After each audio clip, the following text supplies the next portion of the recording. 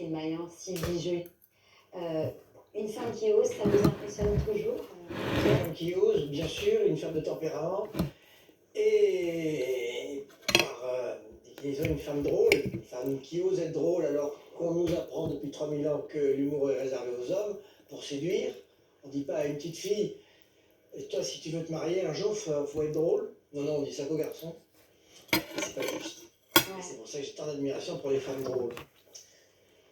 Et vous avez écrit une pièce quand vous aviez 21 ans.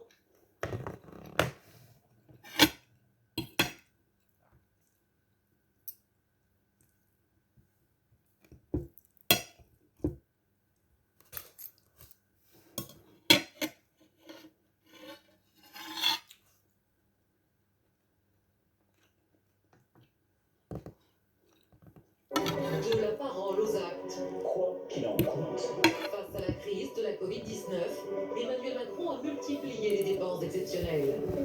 Quoi qu'il en coûte. Chômage partiel, suspension de charges ou plan de soutien au secteur en crise, l'exécutif veut limiter la casse. Non, on va tenir. Comme le pays, on tiendra. On s'en sortira. C'est très difficile ce qui nous arrive. Très difficile. Tenir, mais à quel prix? La facture de la crise sanitaire est lourde, 186 milliards d'euros. Des dépenses qui viennent creuser une dette publique abyssale. Une nouvelle commission d'experts va devoir plancher sur la trajectoire des finances de la France et le remboursement des arriérés. Sauf que la question fait débat chez les économistes et dans la classe politique. Certains militent pour une annulation pure et simple de la dette, comme la France insoumise. Tout le monde sait que cette dette est remboursable par le 90% de ceux qui la doivent. Il faudra donc prendre des mesures extraordinaires pour éviter que tout ne s'effondre d'un coup. Une stratégie jugée irresponsable par le MEDEF. La crédibilité de la France est en jeu. Les pays qui ont fait défaut une fois, on ne leur prête plus jamais d'argent. Regardez l'Argentine. Et donc il va falloir rembourser. Et Bercy y travaille. Le ministère des Finances assure exclure les hausses d'impôts et mise tout sur la relance de l'économie pour éponger la dette.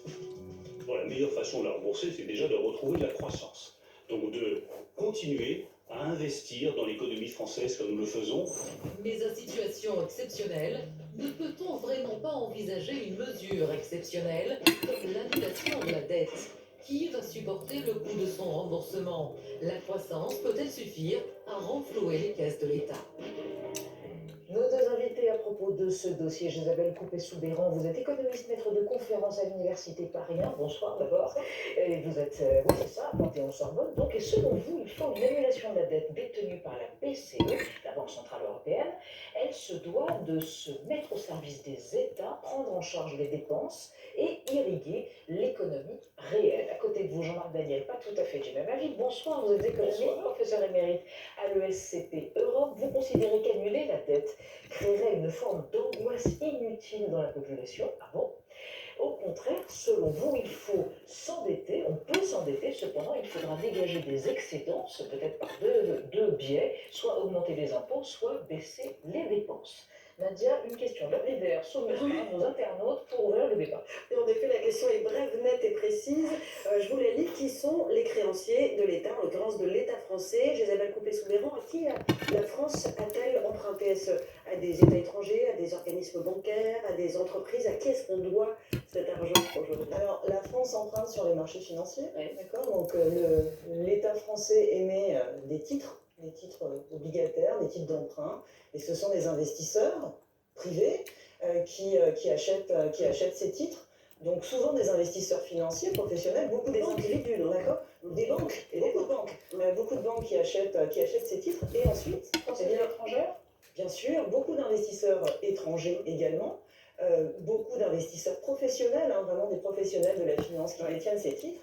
Et en ce moment, si vous voulez, ces investisseurs sont assez rassurés parce que la Banque Centrale Européenne est là pour intervenir, non pas sur le marché de l'émission, sur le marché primaire, mais sur le marché de l'occasion, en quelque sorte, là où les investisseurs veulent revendre les titres qu'ils possèdent. La Banque Centrale Européenne rachète effectivement une partie de ces titres, et donc aujourd'hui, on a à peu près, si vous voulez, 20% de la dette publique française, par exemple, à l'actif de la Banque Centrale Européenne. Et plus globalement, la Banque Centrale Européenne détient à peu près 40% 40 à 50% des dettes publiques de l'ensemble des pays de la zone euro. Vous voulez préciser ça? Oui, je voulais préciser parce que 20% c'est la Banque centrale, les 80% qui restent, vous avez 40% qui sont entre les mains d'investisseurs étrangers, dont le principal c'est le fonds souverain norvégien. Donc on doit de l'argent à la Norvège. Et puis les 40% qui restent, c'est vous et moi, parce que le principal intervenant sur ce marché c'est la CNP, la Caisse nationale de prévoyance. Et donc cette dette, elle est détenue ensuite par les particuliers au travers de l'assurance. Et donc si on annule une partie de la dette, ça dépend sur qui on fait porter cette annulation. Mais si on la fait porter sur l'assurance, vous et moi qui allez en payer les conséquences. Bien sûr qu'il ne faut pas la faire porter sur des créanciers privés. Alors ça c'est pour tout à l'heure, mais d'abord c'est un chiffre, le fameux chiffre sur lequel tout le monde, à propos duquel tout le monde s'inquiète. Oui, je vais vous rappeler tout de suite 120, en effet 120%, car la dette française devrait représenter près de 120% du PIB du pays, c'est-à-dire des richesses produites par le pays en 2020. Et donc ce chiffre de 120% devrait être atteint là dans quelques semaines, à la fin de l'année, selon le ministre de l'économie et des finances, Bruno Le Maire. Jean-Marc Daniel, prenez votre casquette de professeur, expliquez-nous qu'est-ce que ça veut dire d'avoir une dette de 120% des richesses françaises. Qu'est-ce que ça veut dire?